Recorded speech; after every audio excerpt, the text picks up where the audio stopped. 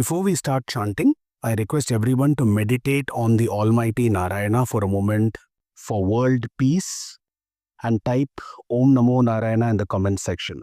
Today, let us look at the 30th shloka of the Vishnu Sahasranamam, and before we look at the meaning of this shloka, let us chant this shloka for you. Ojastejo dyutidharah prakashatma pratapanaha rudraspashtaksharo mantras chandramshur bhaskaradyutihi.